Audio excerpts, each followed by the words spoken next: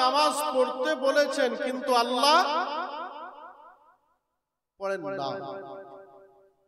আল্লাহ পাক রোজা রাখতে বলেছেন কিন্তু তিনি রোজা জোরে বলেন রাখেন না। আল্লাহ তাআলা হজ করতে বলেছেন কিন্তু তিনি হজ। আল্লাহ পাক পিতা মাতার প্রতি যত্নবান হতে বলেছেন কিন্তু আল্লাহ পাক পুত পবিত্র সেখান থেকে। আল্লাহ পাক যাকাত প্রদান করতে বলেছেন মালদারকে কিন্তু তিনি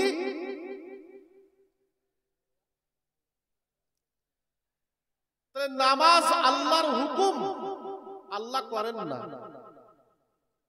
এই নামাজের জন্য আমরা কত গুরুত্ব দিই।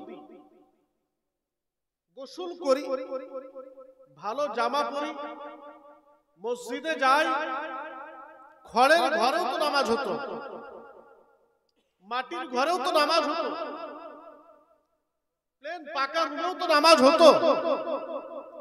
কিন্তু নামাজকে ভালোবাসার কারণে আমরা নামাজের সাথে মসজিদকেও ভালোবেসেছি। যারা বলেন ঠিক না ভুল? তাই খড় থেকে আজ মার্বেল টাইলস হচ্ছে,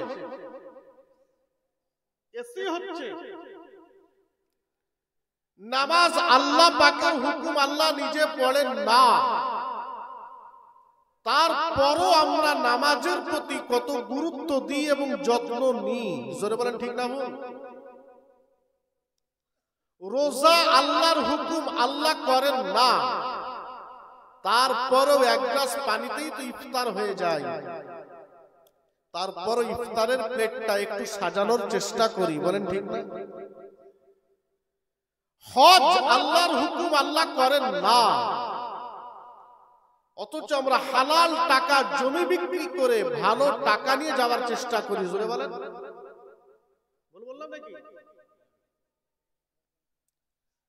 আমি এটাই বোঝাতে চাইছি, নামাজ হুকুম আল্লাহ করেন না, তার প্রতি যদি আমি এত যত্নবান হতে পারি।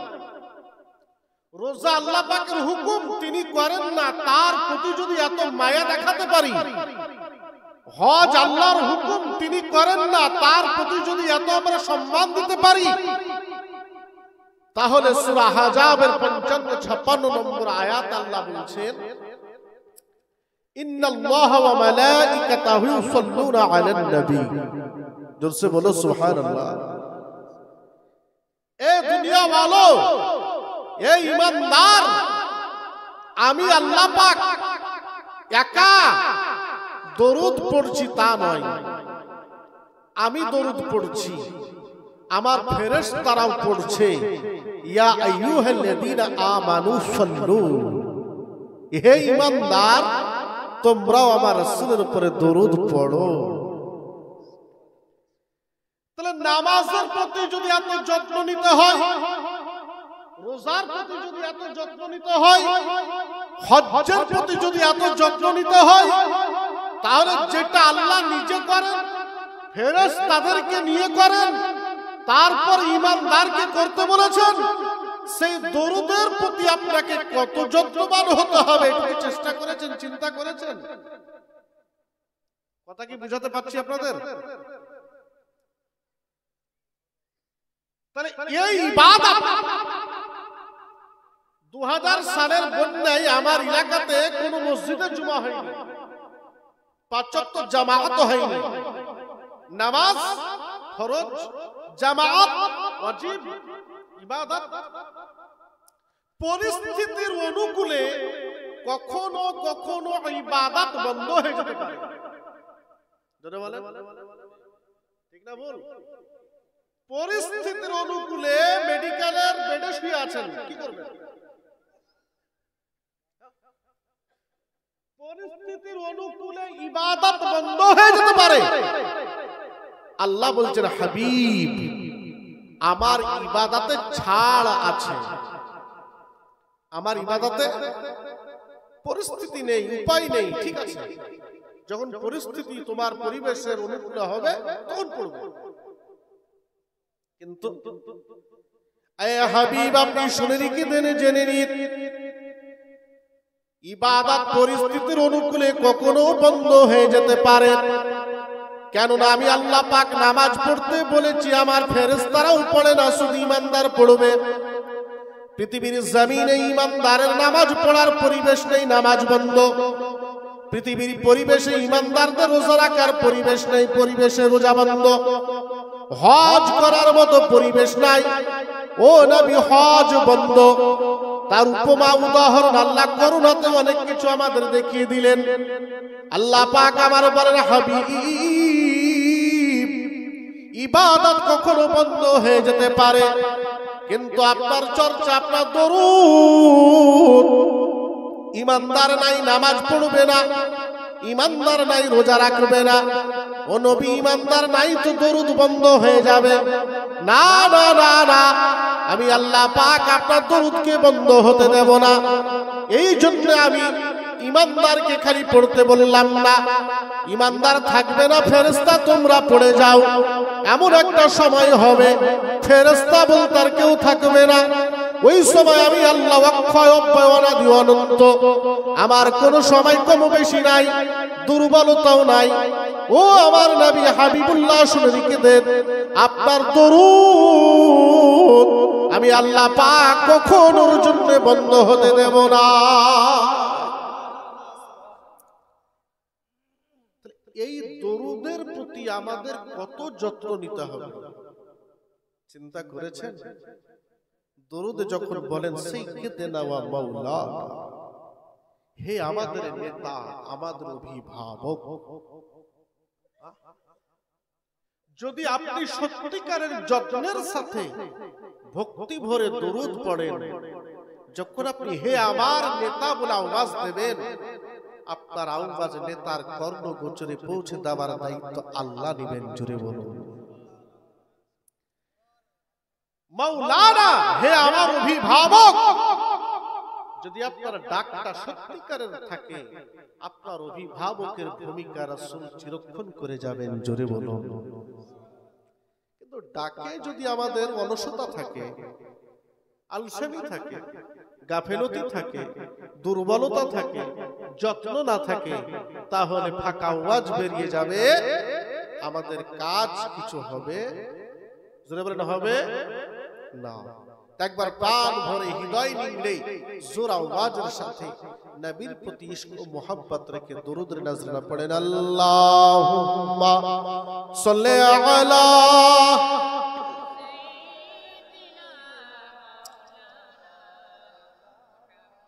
ওয়া আলা আলি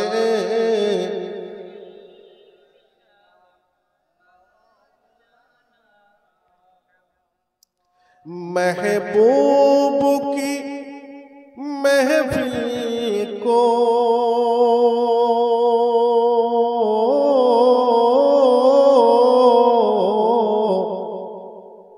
महबूब सजाते हैं। এত মাইকিং করেছেন রাখালদাসপুর জামে মসজিদের উন্নতি কল্পনা জলসা। আফসোস, কাকে বোঝাবো, কে বুঝবে, কে শুনবে? এত মাইকিং করার পরেও আপনাদের জলসার এই পরিবেশ। কিন্তু পোকা কীট পতঙ্গকে মাইকিং করেন, জিয়াফতের কার্ডও দেন, দিয়েছেন, অথচ তাদেরকে থামতে পারা যাচ্ছে না, ছুটে আসছে। বলেন ঠিক না বল?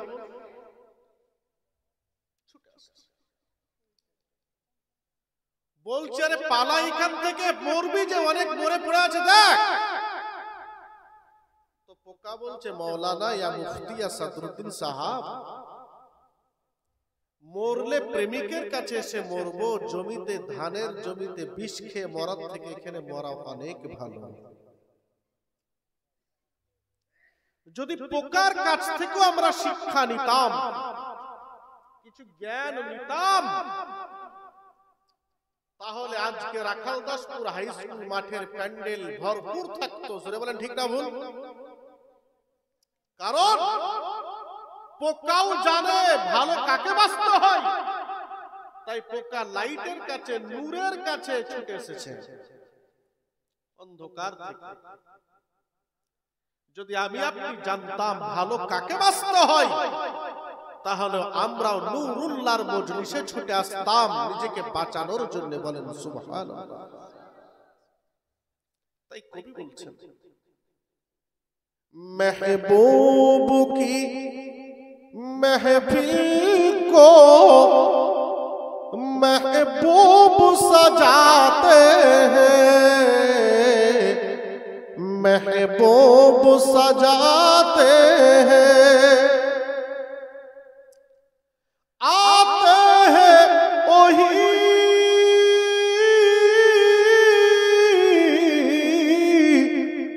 जिनको महबूब बुलाते हैं। শুধু চেষ্টা করেও হবে না, অদৃষ্টে যদি রাসূলে পাকের ইচ্ছা থাকে আপনাকে মজলিসে বসিয়ে নেওয়ার, অংশীদার করে নেওয়ার, হাজিরি দিয়ে নেওয়ার, তবে পারবো, নচেত ইচ্ছা করতে পারবো না। জোরে বলেন সুবহানাল্লাহ। কারণ এটা যিকরে রাসূলের মজলিস, এটা বড় দামি, এটা বড় সম্মানের, এটা গুরুত্ব অপরিসীম।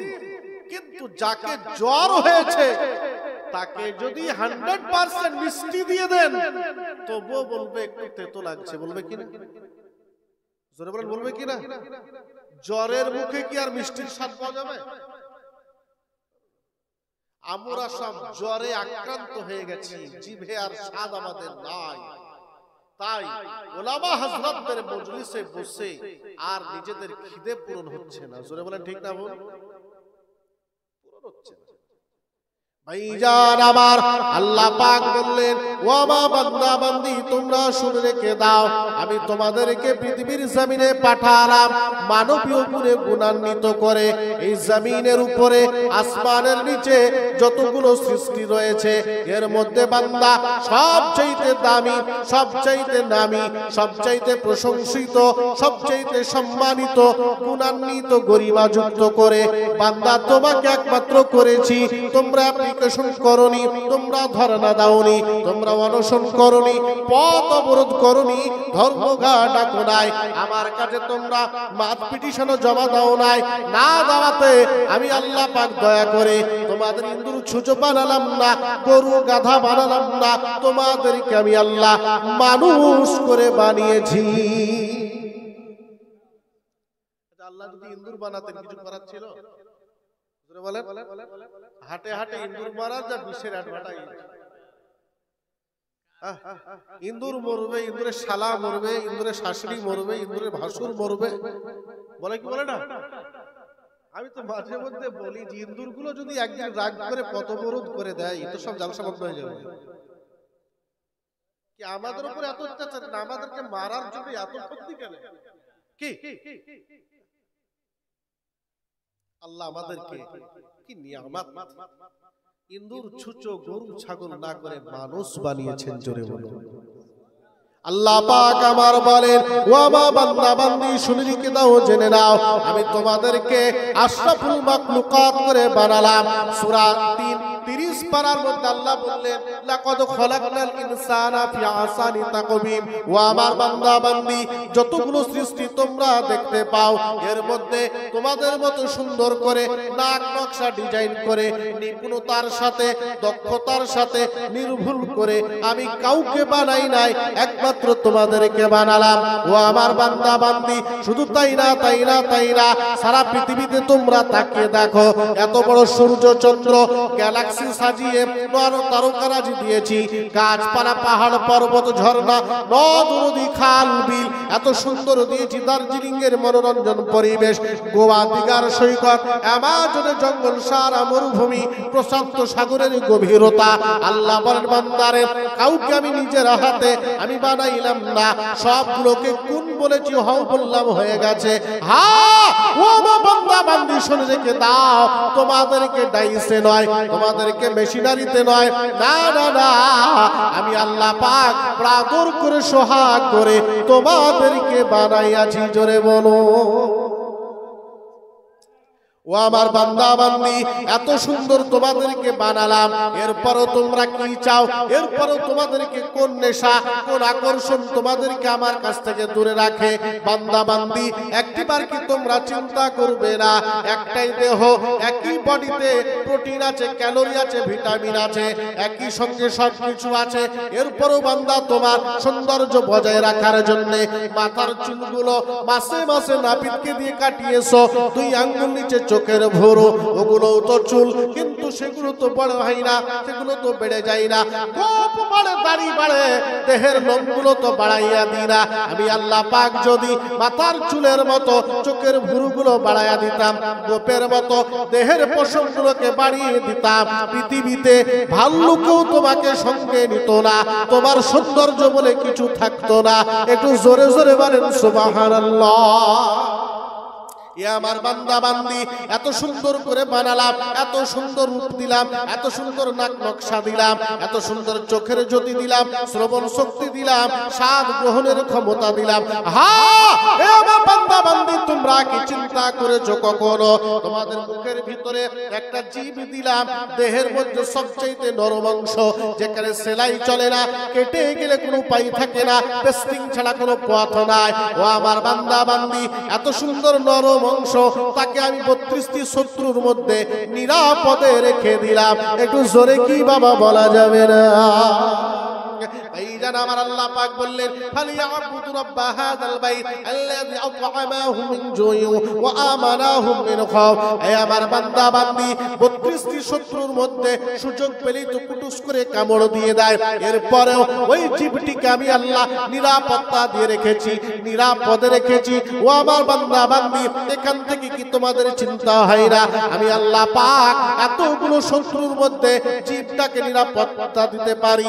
আমার যদি ইবাদত করো, ফালিয়াবুদু রাব্ব হাযাল বাইত, আমার যদি তোমরা ইবাদত করো, আমি আল্লাহ কথা দিলাম, পৃথিবীতে যখন ক্ষুধা লাগবে খাবার যোগান দিয়ে দেব। যত বড়ই বিপদে পড়ো না কেন, আমি আল্লাহ পাক তোমাকে নিরাপত্তা দিয়ে দেব।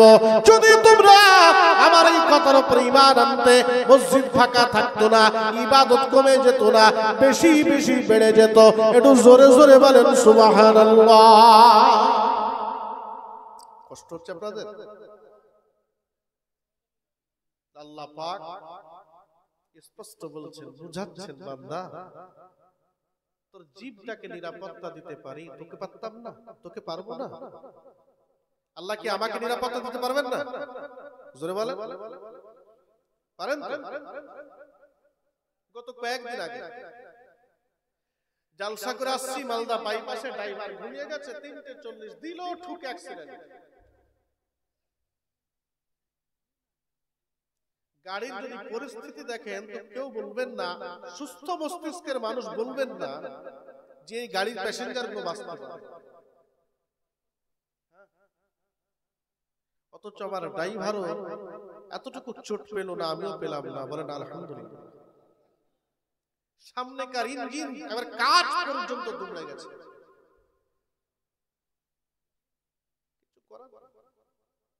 ভরসা আল্লাহ পাকের। আল্লাহ বলছেন, আমার ইবাদতের পরিচয় দাও, তোমাকে বাঁচানোর, নিরাপত্তা দেওয়ার দায়িত্ব আমি আল্লাহর। জোরে বলো, আরো জোরে বলা যাবে না?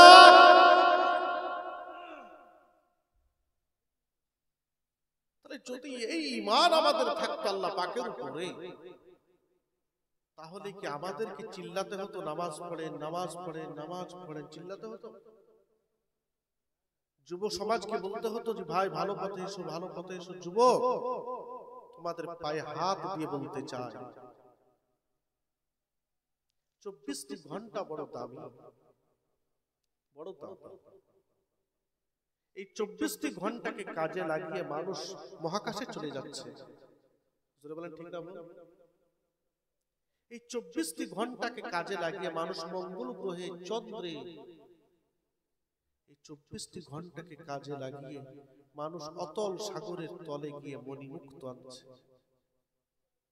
এই 24টি ঘন্টাকে কাজে লাগিয়ে সারা পৃথিবী উন্নয়নের শিখরে ছুটছে।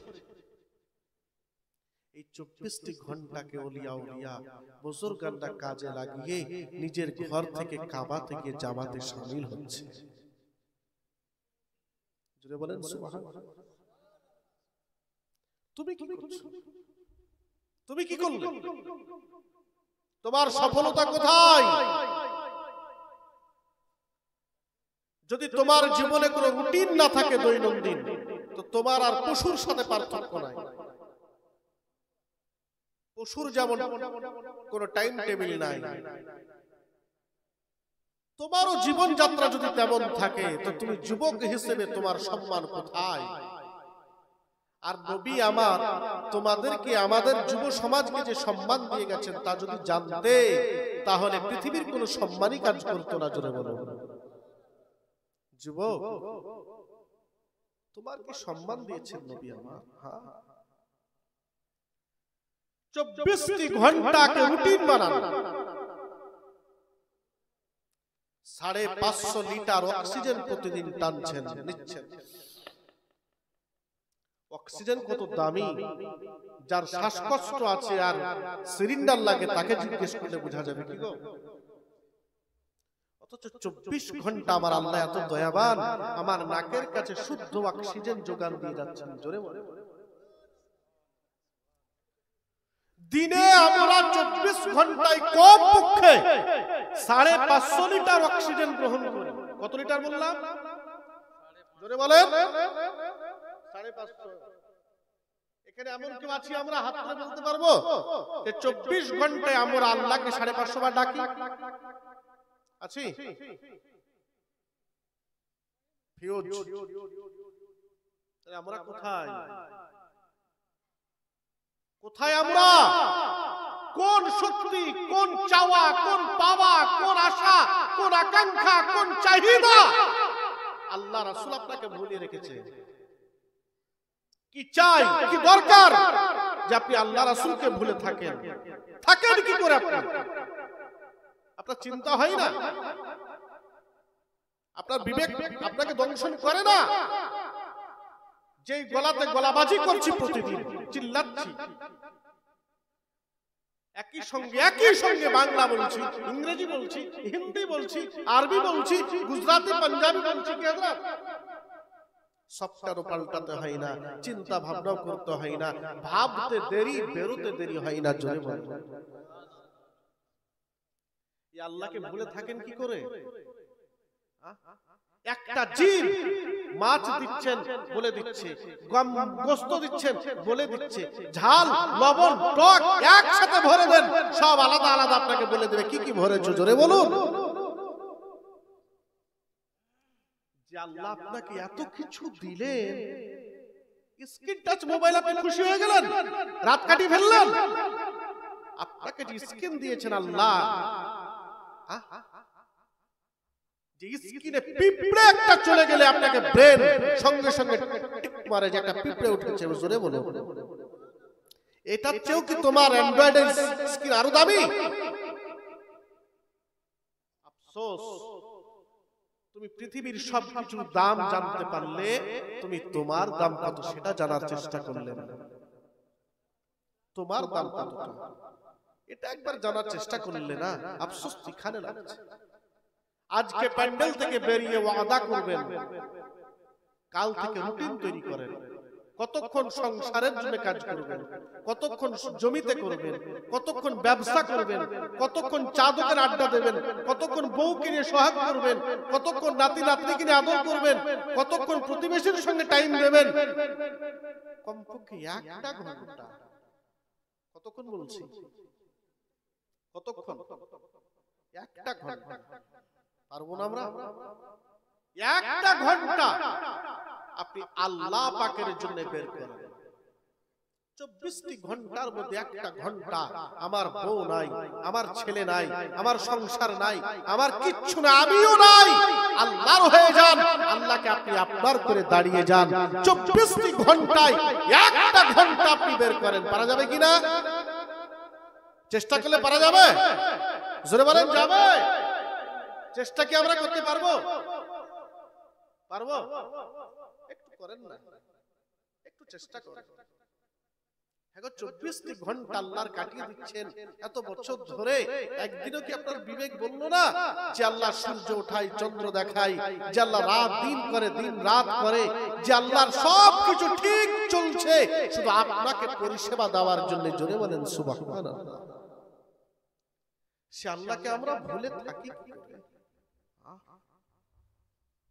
চোখের পানিতে বুক ভাসিয়ে দেওয়া উচিত।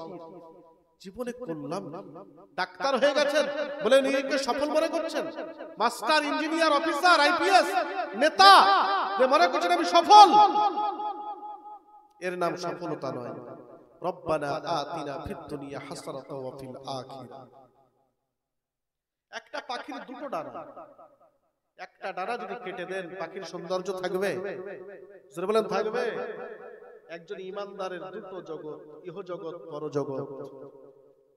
রব্বানা আতিনা ফিদ দুনিয়া ওয়া ফিল আখিরাহ, দুনিয়া এবং আখিরাত দুটোকে ব্যালেন্স করে আপনাকে চলতে হবে। যদি দুটো ব্যালেন্সিং ঠিক থাকে আপনার জীবন সফল, আর যদি না থাকে আপনি ব্যর্থ। চাহে পৃথিবীর কেউ আপনাকে আল্লামা বলতে পারে, মুফতি বলতে পারে, মুহাদ্দিস বলতে পারে, বিজ্ঞানী বলতে পারে, কিন্তু আপনি প্রকৃতপক্ষে সফল নন। সফলতার শীর্ষে পৌঁছাতে গেলে কমপক্ষে একটা ঘন্টা আল্লাহ ও রাসূলের জন্য বের করুন। ইনশাআল্লাহ বলেন, পারবো আমরা? বলেন ইনশাআল্লাহ। আল্লাহ কবুল করুন, জোরে বলেন আমিন। ভাইজান আমার বলতেছিলাম একটু করে জানা রাখবে, আল্লাহ রাসূল হাবিবুল্লাহ আল্লাহ জানিয়ে দিলেন, হাবিব আপনি বলে দেন, আপনি বলে দেন, এই পৃথিবীর জমিনে, আসমানের নিচে, জমিনের উপরে আমি যত নবী ও রাসূল পাঠালাম সব নবী ও রাসূলকে পাঠিয়েছি একমাত্র মানবগুলোকে মানুষ বানাতে। আমার দেশের এক সময়ের জননেতা মহাত্মা গান্ধী বলেছিলেন, মুহাম্মাদের যদি জন্ম না হতো মানুষ মানুষ হতে পারতো না। ত্রিপিটকে জানজান্দাবস্থায় মহাবীর জৈন শ্রী চৈতন্য, স্বামী বিবেকানন্দ, রামকৃষ্ণ পরমহংস, শ্রীকৃষ্ণ পর্যন্ত সবাই যেন বলে গেলেন, গৌতম বুদ্ধ, জরাথুস্ট্র, সক্রেটিস, গুরু নানক পর্যন্ত এক এক করে বলে গেলেন, মুসলমানদের নবী মুহাম্মদ যদি পৃথিবীতে না আসতেন সারা পৃথিবীর মানুষগুলো মানুষ হতে পারতো না। একটু জোরে কি বাবা বলা যাবে না? বিজ্ঞানীদের জনক বলা হয় আলবার্ট আইনস্টাইনকে।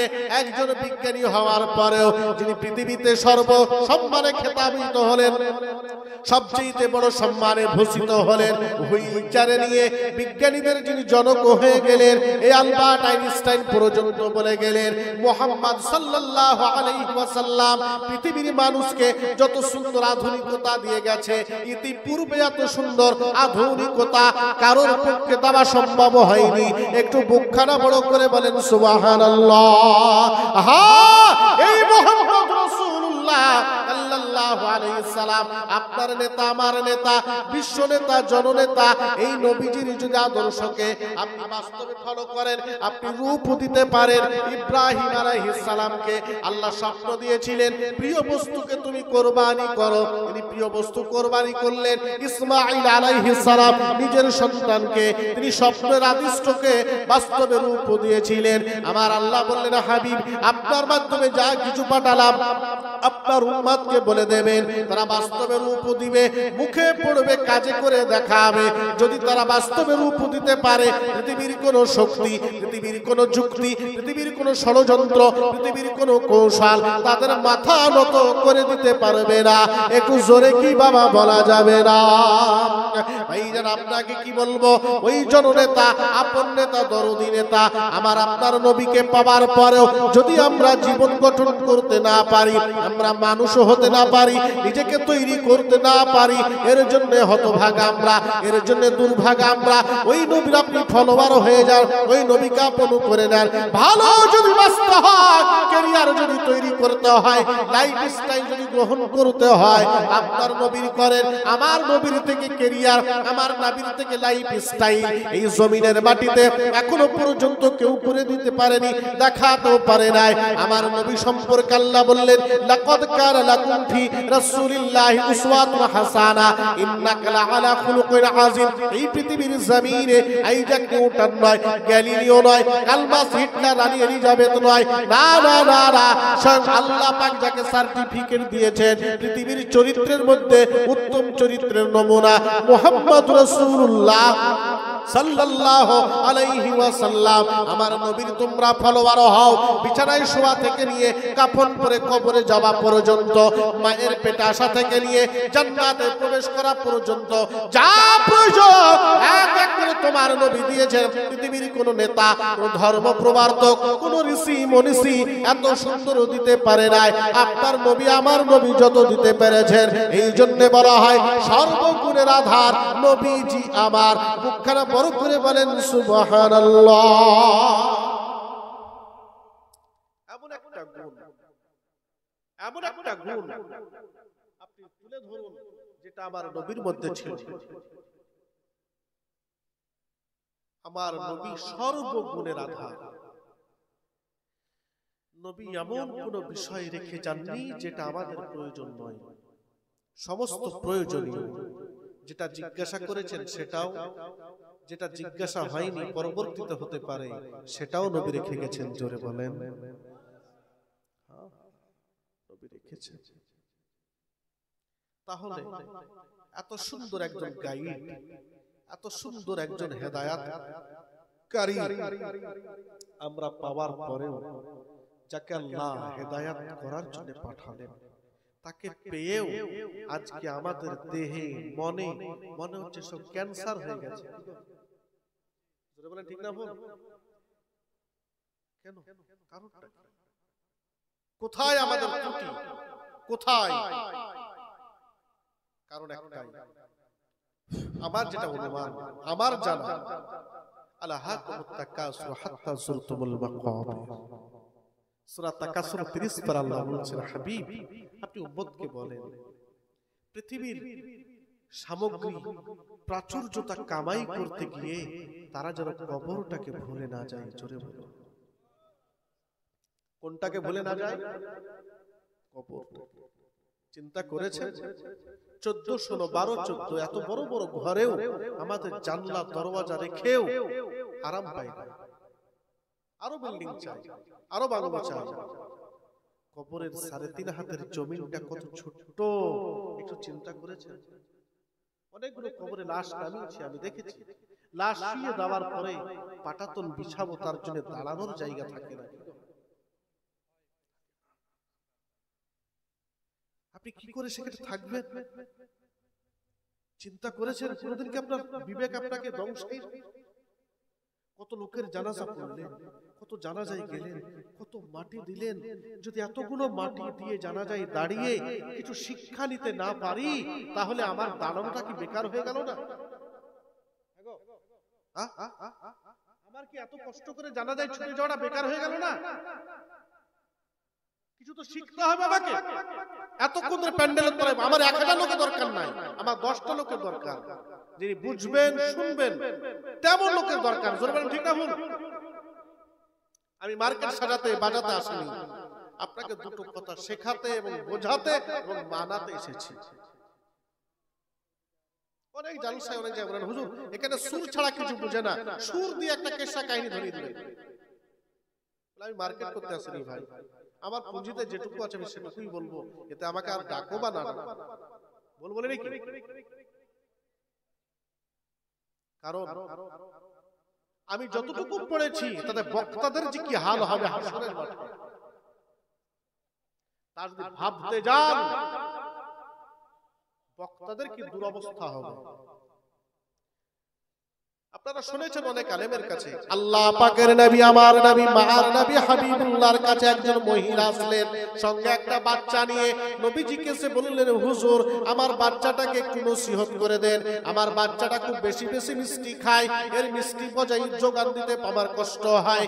মার নবী বললেন 1 সপ্তাহ পরে আসবে। 1 সপ্তাহ পরে মেয়েটা আবার গেলেন, ওই মহিলা বাচ্চাকে নিয়ে গেলেন। নবী আমার গায়ে হাত বুলিয়ে আদর করে বলছেন সোনা বাবু মিষ্টি খাবে কিন্তু বেশি খাবে না, কম খাবে। ওই মেয়েটি ওই সময় আমার নবীকে বলেছিলেন ওগো মুহাম্মদ রাসূলুল্লাহ সাল্লাল্লাহু আলাইহি ওয়াসাল্লাম এইটুকু কথা এক সপ্তাহ আগেই তো বলে দিতে পারতেন, আপনি এত সময় নিলেন কেন? নবী আবার বলেছিলেন তুমি বুঝবে না, তুমি বুঝবে না। আমার আল্লাহ পাক বলেছেন ওয়ালা তাকুলুনা মা লা তাফআলুন, তুমি নিজে তা বলো না যতক্ষণ না করবে। একটু জোরে জোরে বলেন সুবহানাল্লাহ।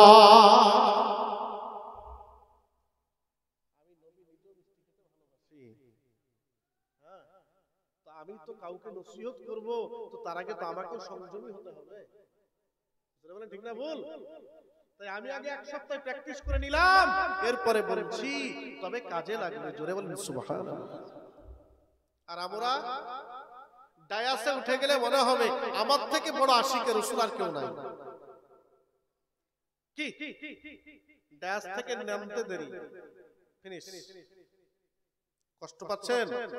খারাপ ভাবিয়েন না, বড় কষ্টে বলছি আমি, বড় কষ্টে বলছি। যদি আমাদের মধ্যে প্রকৃতপক্ষে বক্তা যারা বর্তমান সময়ে, প্রকৃতপক্ষে যদি আমাদের ভিতরে বক্তব্য দেওয়ার যোগ্যতা থাকতো, সমাজ এত খারাপ হতো না, এত খারাপ হতো না।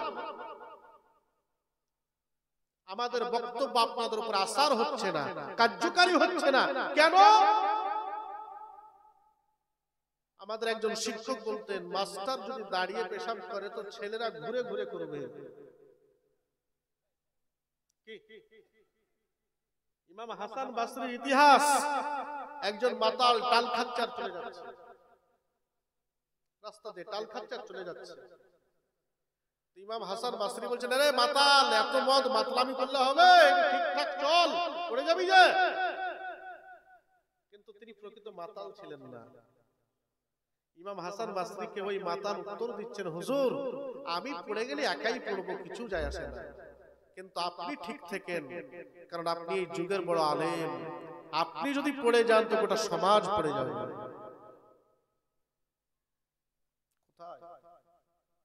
তাকিয়ে দেখেন, কষ্ট হচ্ছে, আফসোস হচ্ছে। সেদিন, আজ থেকে আপনি 20 বছর আগে, 30 বছর আগে চলে যান, আমরা শুনতে পাই। আমার পাড়াতে একজন মুন্সি ছিলেন, ভালো করে কোরআন শরীফ পড়তে জানতেন না। কোরআন শরীফ পড়তে পড়তে এশার নামাজে শুনতে পেতাম বটকে লম্বা যায় নামাজ বিছিয়ে খুব জোরে জোরে পড়তেন। বর্ষার দিনেও আমরা শুনতে পেতাম। তো পড়তো হাত্তা তালতে হুমুল বাইয়িনা, সরাসরি ভুল হবে, হাত্তা তাতে হুমুল বাইয়িনা, তুমি বলতো হাত্তা তালতে হুমুল বাইয়িনা। তা আমি ওনাকে বলছি যে দাদু তোমার পড়া ভুল হচ্ছে, হাত্তা তালতে লাগবে।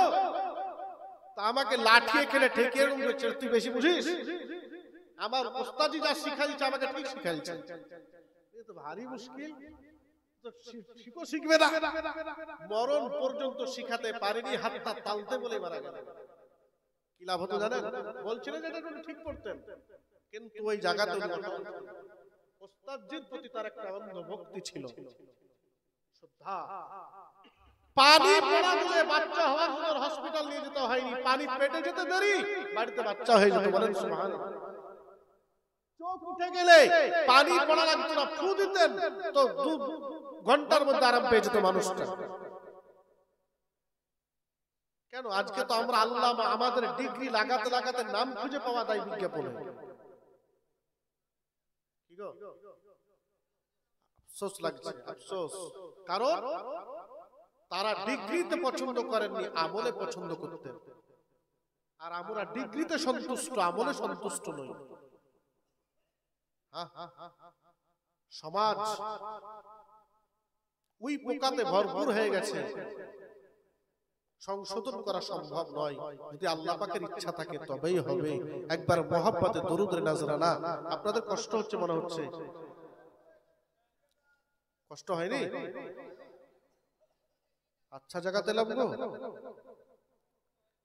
তাইকার মোহাব্বতে দরুদে নাজরানা। আল্লাহুম্মা সাল্লি আলা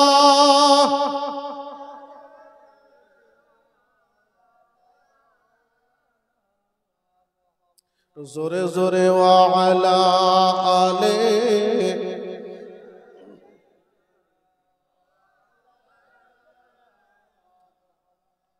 আমার মন কেন জপে না রে আল্লাহর জিকিরে? বলেন সুবহানাল্লাহ। আমার মন কেন ভিজে না রে আল্লাহর জিকিরে, আমি তারে ভুলে থাকি সে তো ভুলে না মোরে আল্লাহর জিকিরে।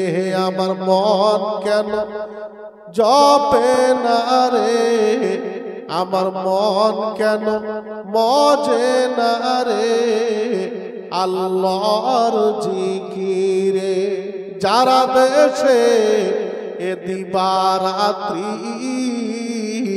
চন্দ্র সূর্য দিচ্ছে যদি, সুবহানাল্লাহ বলেন, একটু জোরে বলবেন না।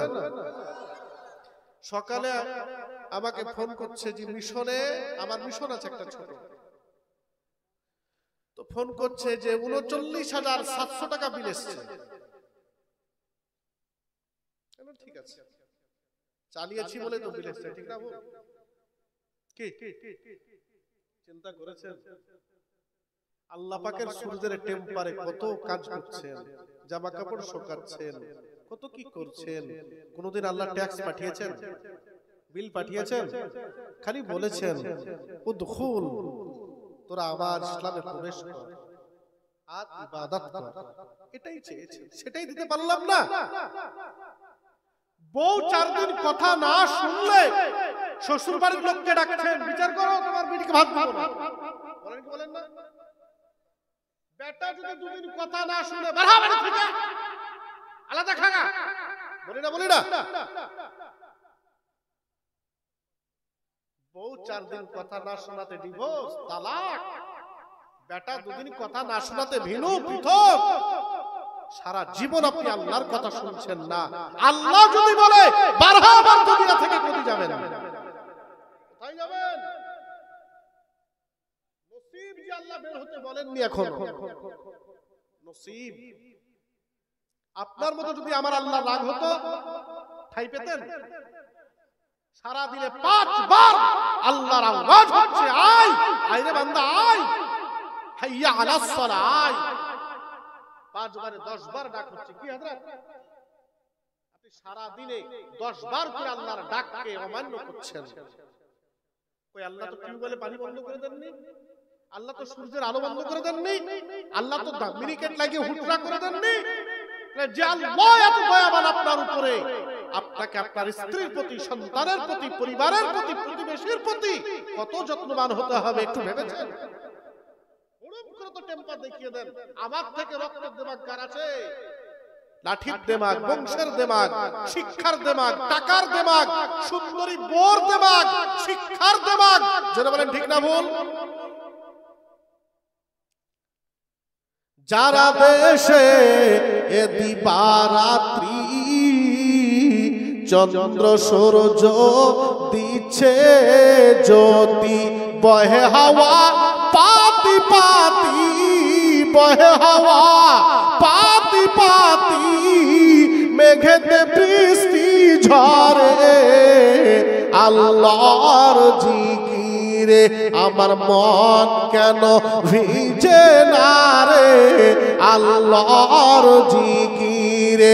জোরে লা ইলাহা ইল্লাল্লাহ বলেন, লা ইলাহা, জোরে লা ইলাহা, লা ইলাহা ইল্লাল্লাহ। কে কবে জন্মাবে বলে তার আগে তো দয়াল আহার পাঠিয়ে দিলে। সুবহানাল্লাহ বলে। কবে মার পেটে বাচ্চা আসবে, কবে মা হবে? হ্যাঁ, আল্লাহ মা হওয়ার আগে, বাচ্চা আসার আগে বুকে স্তন তৈরি করে দুধের খাবারের ব্যবস্থা করেছেন। জোরে বলবেন না?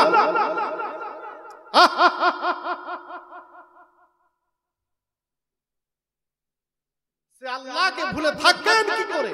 কেন থাকেন আপনারা? কে কবে জন্মাবে বলে তার আগে তো দয়াল আহার পাঠিয়ে দিল। ছিলে হেন দয়াময় কে ভুলে জীবন কাটাও বিভোরে আল্লাহর জিকিরে আমার মন কেন মজে না রে আল্লাহর জিকিরে আমার মন কেন ভিজে না রে আল্লাহর জিকিরে বড় লা ইলাহা জোরে লা ইলাহা লা ইলাহা ইল্লাল্লাহু মুহাম্মাদুর রাসূলুল্লাহ সাল্লাল্লাহু আলাইহি ওয়াসাল্লাম। আচ্ছা, বক্তব্য কিছু রাখবো ইনশাআল্লাহ। যারা বসে আছেন আপনারা থাকবেন না উঠবেন? উঠবেন না তো? কিছু চাইলে দেবেন? বেশি চাইবো না, কারণ চাইতে জানি না তো আমরা। অনেকে আবার বলে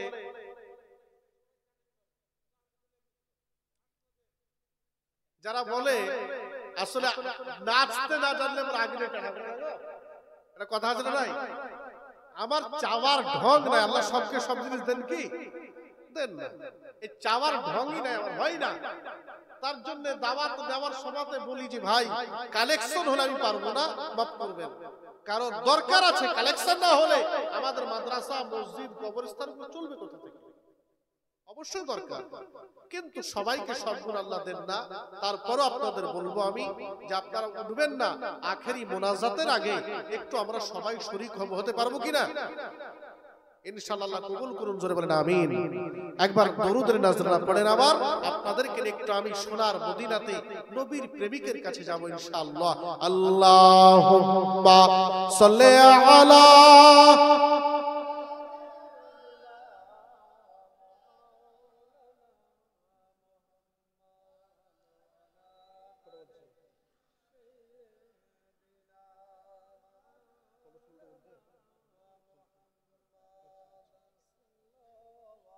ভাইজান আমার আপনাদেরকে বলবো রাসূল পাক সাল্লাল্লাহু আলাইহি ওয়াসাল্লাম কে আমার আল্লাহ এত আপন করেছেন, এত আপন। আমার আল্লাহ বলেন হাবিব আপনাকে যারা আপন করবে তারাও আমার বড় আপন।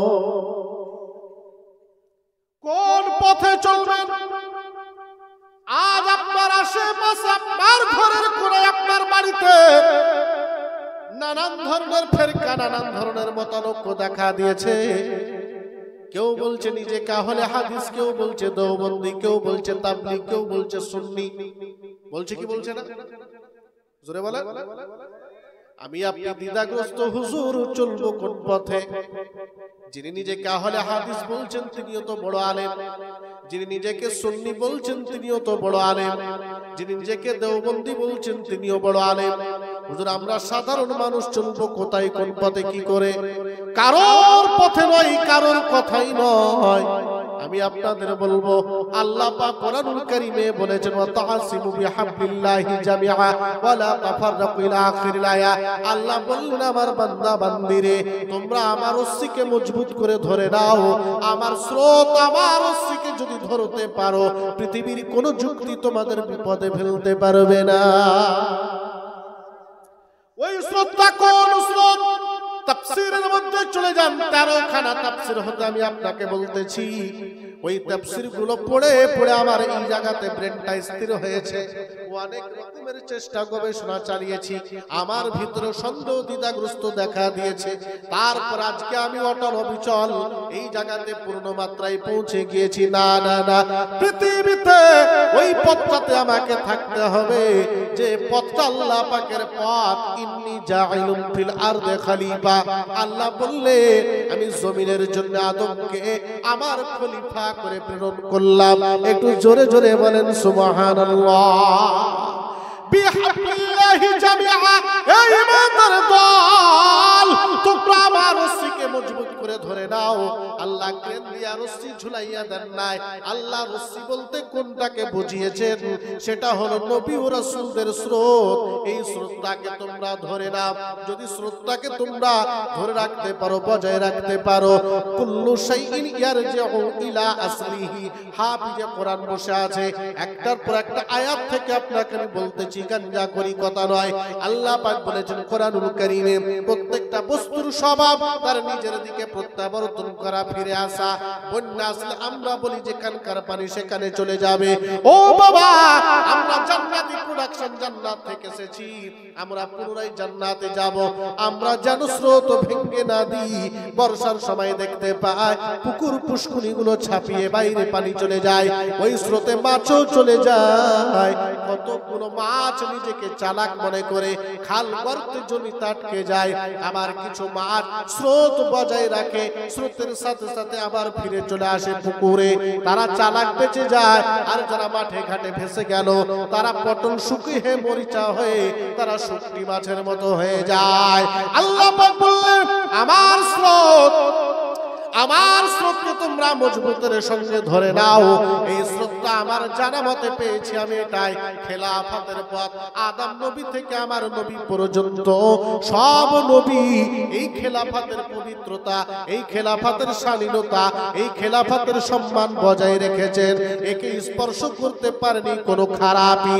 আমার নবী পাকের পরে হযরত সাইয়্যিদনা আবু বকর সিদ্দিক, হযরত ওমর, হযরত উসমান গনি জিন্নুরাইন, হযরত আলীউল মুরতাজা রাদিয়াল্লাহু তাআলা আনহুমাগণ এই খেলাফতের পবিত্রতা বজায় রাখলেন। এই খেলাফত চলে গেল আমিরে মুআবিয়া রাদিয়াল্লাহু তাআলা আনহুর কাছে। আমিরে মুআবিয়া পর্যন্ত এই খেলাফত পুত পবিত্রতার সঙ্গে আছে। আল্লাহ পাকের খেলাফত, এই খেলাফত এতটুকু অপবিত্র হয় নাই, এতটুকু সম্মানের কমতি হয় নাই। আমিরে মুআবিয়া রাদিয়াল্লাহু তাআলা আনহুর কাছ থেকে খেলাফত যখন জিদের কাছে চলে যাবে, এই খেলাফত তখন নাপাক হয়ে যাবে, অপবিত্র হয়ে যাবে। এই খেলাফতের সম্মান নষ্ট হবে, এই খেলাফতের সৌন্দর্য নষ্ট হয়ে যাবে। এই জন্য সাইয়্যিদুনা ইমাম হুসাইন রাদিয়াল্লাহু তাআলা আনহু বলেছিলেন, আল্লাহ পাকের খেলাফত আদম আলা নবীকে জমিনে নিয়ে এসেছেন। এই খেলাফত আমিরে মুআবিয়া পর্যন্ত পুত পবিত্র আছে। যদি এই খেলাফত অপবিত্র হতে যায়, আমি হুসাইন জন্ম দেব, বংশ দেব, সব দেব, কিন্তু আল্লাহর খেলাফত অপবিত্র হতে দেব না। আরো জোরে বল, আল্লাহ পাকের খেলাফত, এই খেলাফতকে অপবিত্র হতে আমি হুসাইন দেব না। এই জন্য সাইয়্যিদুনা ইমাম হুসাইন রাদিয়াল্লাহু তাআলা কারবালা জমিনে নারী পুরুষ আত্মীয় স্বজন বেটা বেটি সব কিছু উজাড় করে তিনি জীবন দিতে বসেছিলেন। বলেছিলেন, আমার নবীজির, আমার নানাজির রেখে যাওয়া কষ্টের খেলাফত, যেই খেলাফতের পবিত্রতা বজায় রাখতে গিয়ে আমার নানাকে পাহাড়ে যেতে হয়েছে, আমার নানাকে মক্কা ছেড়ে মদিনায় যেতে হয়েছে, পাথর আঘাত, রক্তে রক্তাক্ত হতে হয়েছে, যুদ্ধের ময়দানে যেতে হয়েছে, কখনো সৈনিক, কখনো সেনাপতি হয়ে খেয়ে না খেয়ে রাত দিন কাটিয়ে আল্লাহ পাকের এই গুরু দায়িত্ব খেলাফত, এই দায়িত্ব রিসালাত তিনি বজায় রেখেছেন, অপবিত্র হতে দেননি। সুতরাং আমি হুসাইন, আমার নানাজি রেখে জামাই খেলাফত আমি এতটুকু অপবিত্র হতে দিতে পারবো না, এতটুকু অপবিত্র হতে দিতে পারবো না। ইমাম সাইয়্যিদুনা হুসাইন রাদিয়াল্লাহু তাআলা এই খেলাফতের পক্ষে লড়াই করে জীবন দিলেন, অপবিত্রতা থেকে বাঁচিয়ে নিলেন। ভাইজান আমার, দল পৃথিবীতে নানান ধরনের তৈরি হতে পারে, কিন্তু ওই দলটাই ধরবেন যেই দলটা খেলাফতের সঙ্গে যুক্ত। খেলাফত আদম আলাইহিস বিজ্ঞানা রেখে গেলেন, যেই খেলাফতটা আজব পবিত্র, এই খেলাফতের দলটাই আল্লাহ পাকের দল। এটাই হলো মূল স্রোত, এটাই হলো আসল রশ্মি। এই রশ্মিটাকে যদি মজবুত করে আমরা ধরতে পারি, নিশ্চয় নিশ্চয় আমরা প্রত্যাবর্তন জান্নাতে করতে পারবো। জোরে জোরে বলেন সুবহানাল্লাহ, আরো জোরে বল। সুতরাং আপনাকে বলবো, আমি আহলে হাদিস হব না, আমি দেওবন্দি ওয়াহাবি তাবলীগ হব না, আমি আল্লাহ পাকের দলে থাকতে চাই, আল্লাহ রাসূলের দলে থাকতে চাই, যে দলটা আল্লাহ রাসূল অনুমোদন করে দিয়েছেন, আলাইকুম বিসুন্নতি ওয়া সুন্নাতি খুলাফায়ে রাশিদিন, খেলাফতের দলটা আল্লাহ রাসূলের অনুমোদন করা দল, এই দলটাতে নবী পাকের সিগনেচার করা দল, এই দলটা হলো আমার আল্লাহর রস্সি। এই রস্সিটাকে মজবুত করে ধরবেন। খেলাফতের আউলিয়া কেরাম বুজুর্গানে দ্বীন তারা খেলাফতটাকে বজায় রেখেছেন। যেই দরবারে যেই খানকাতে খেলাফতের পবিত্রতা আছে আপনি সেখানের সঙ্গে সম্পর্ক রাখবেন। যেই দরবারে খেলাফত গাঞ্জাখোরে ভর্তি হয়ে গেছে, কোরআন হাদিসের চর্চা নাই, ওখানে আমরা যেতে পারবো না। যেখানে পুত পবিত্রতা বজায় আছে সেই দলের সঙ্গে আপনি কানেকশন রাখেন, ইনশাআল্লাহ। লাকাদ খালাকনাল ইনসানা ফি আহসানি তাকওয়িম, সুন্দর মানুষ হিসেবে সুন্দর পথে থেকে আমরা সুন্দর কাফন পরে সুন্দর কবরস্থ হতে পারবো। জোরে জোরে বলেন ইনশাআল্লাহ। আল্লাহুম্মা সাল্লি আলা মাওলানা ওয়া আলা আলিহি।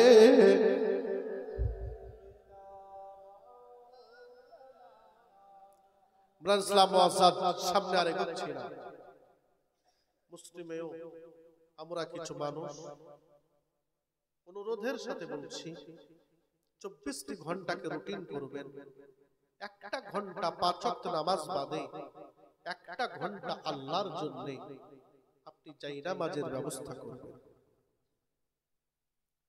পুত পবিত্র থাকবেন, পিতামাতার প্রতি যত্নবান হবেন।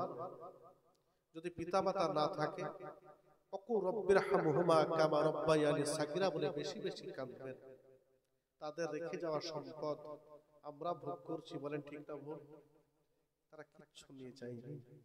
কবর যে বড় কঠিন, বড় কঠিন। সূরা তাকাসুরের তাফসীর পড়লে পারি না, চোখের পানি আর থামে না। কি করছি আমরা? কিছু নিয়ে আসিনি, কিছু করিনি, কিছু নিয়ে যাব না। যা কিছু করেছি এখানে রেখে যাব, এখানে কি হারিয়েছি এই পাওয়ার জন্য এত দৌড়াচ্ছি। জোরে বলেন ঠিক না ভুল? আনিনি তো সাথে করে, কিছু নিয়ে এসেছি সাথে করে, এখানেই করেছি যা কিছু করার, আবার এখানেই রেখে চলে যাব, নিয়েও যাব না, নিয়েও আসিনি। তাহলে কার জন্য এত ছুটছি চিন্তা করেছেন? ভেবেছি আমরা কামাই করুন, কিন্তু ইসলামকে বজায় রেখে, ইবাদতকে বজায় রেখে, পবিত্রতা বজায় রেখে, শালীনতা সামাজিকতা বজায় রেখে কামাই করুন। আপনাকে নিষেধ করছি, কিন্তু ভাববেন রাতে একবার বিছানায় মালিশে মাথা দিলেই ঘুম চলে আসে না। কিছু চিন্তা ভাবনা করার পরে ঘুম আসে হুড়ুম করে, তখন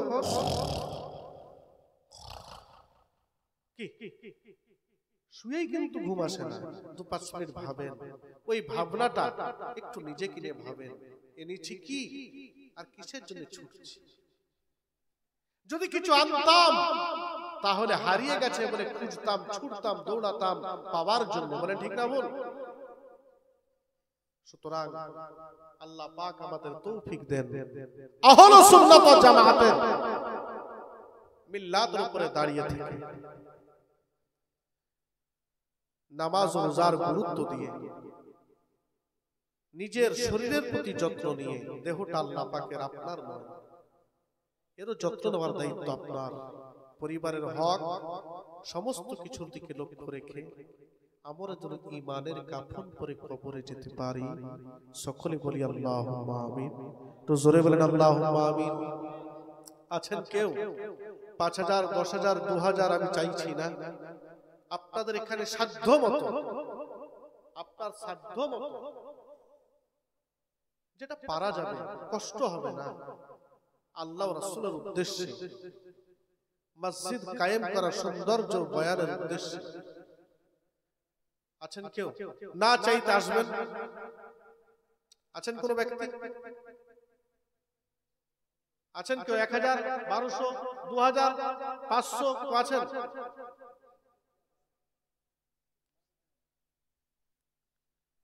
এ ভাই মাঝে মধ্যে এই ভাই আমার নাম বলতে নিষেধ করছেন, আল্লাহ কবুল করুন। 500 টাকার দাতা বলেন জিন্দাবাদ। আরেকজন ভাই দেখেন সামনে 500 টাকা, আল্লাহুম্মা আমিন, আব্দুর রশিদ।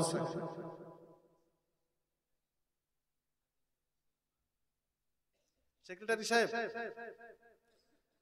গেটে বের হয়, তখন কথা হচ্ছিল ওনার সঙ্গে, নারে তাকবীর, একটু জোরে বলেন, অসুবিধা আছে? এখন যদি আমার ভোট তোমার ভোট বলা হয়, যে কয়েকজন আছেন এতে রাখাল দাসপুর কেঁপে উঠবে।